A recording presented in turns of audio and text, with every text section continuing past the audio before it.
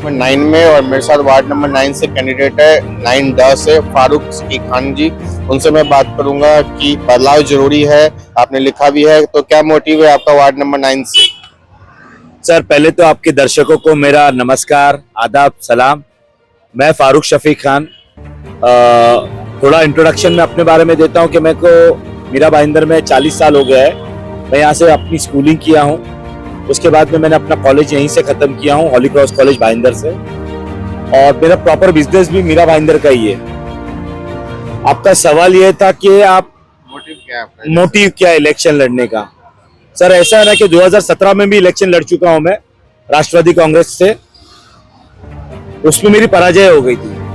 पराजय के बाद में मुझे ऐसा लगा कि अगर आपको पॉलिटिक्स में जीतना है तो पहले आपको सेवा करनी होगी।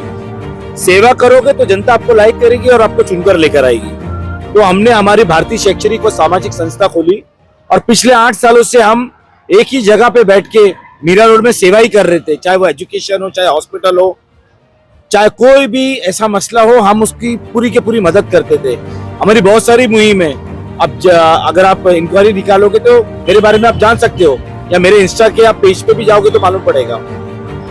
लेडीज लोगों के लिए स्कीम होती है, जैसे लाड़की बहन 1300 के ज्यादा हम लोग ने फॉर्म करे।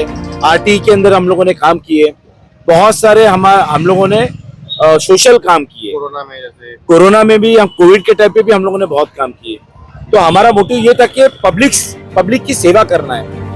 आज 2025-26 का जो इलेक्शन है मैं कंटेस्ट करने जा रहा हूँ, इसका भी मकसद यही है।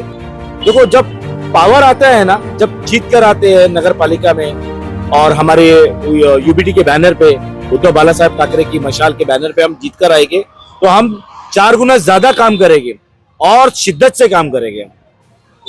तो जिस तरीके से आप शिद्दत से काम करते हैं, लोगों के मुद्दे उठाते हैं और उनकी समस्या का हल करते हैं, एजुकेशन और हेल्थ सेक्टर क्या अभी उतना आगे जा पा रहा है? सर, ऐसा है कि एजुकेशन और हेल्थ ये सबसे बड़ा प्रॉब्लम है जनता, आम जनता का। इसमें आम जनता वो टूट जाती है, पूरी तरीके से टूट जाती है। अभी आप एजुकेशन का मसला लीजिए यहाँ पे मीरा भाईंदर में, तो एजुकेशन के अंदर पूरा के पूरा सिस्टम भ्रष्ट हो चुका है। स्कूल में मारामारी, स्कूल के अंदर आप देखिए, यहाँ के जो बड़े बड़े नेता हो गए, उनकी खुद की स्कूल है, उनके खुद के कॉलेज हॉस्पिटल है।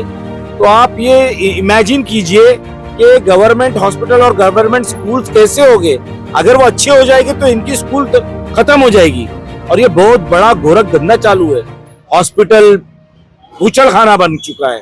इवन स्कूल्स में भी इतनी हाई फीस हो गई है कि नॉर्मल आदमी उसमें पढ़ा ही नहीं सकता अपने बच्चों को। सीसीटीवी कैमरे जगह जगह लगने चाहिए, कहीं कहीं सीसीटीवी बंद पड़े हैं, स्ट्रीट लाइट्स बंद रहता है। जी हाँ, स्ट्रीट लाइट्स बंद रहती है।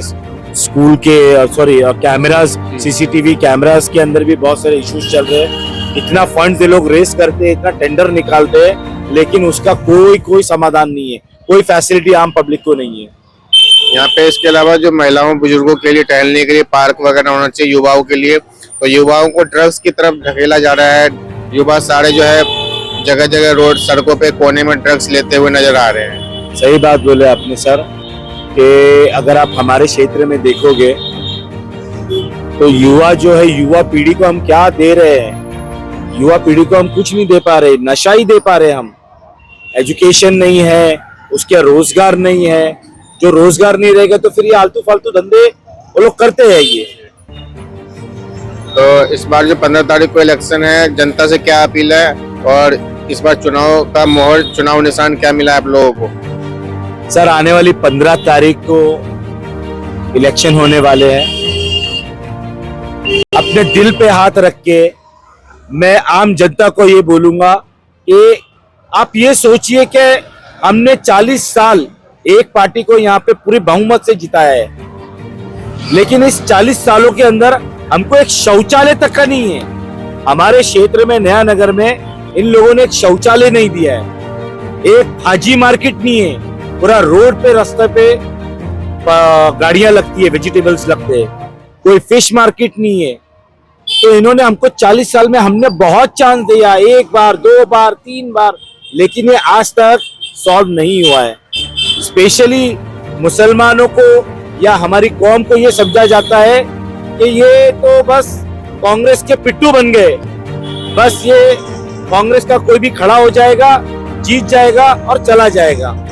अब ये नहीं है, अब इनके पास में ऑप्शंस है और ऑप्शन के अंदर उद्धव बाला साहब ठाकरे की पार्टी मशाल पे चिन्ह पे आपको जोर से बटन दबाना है।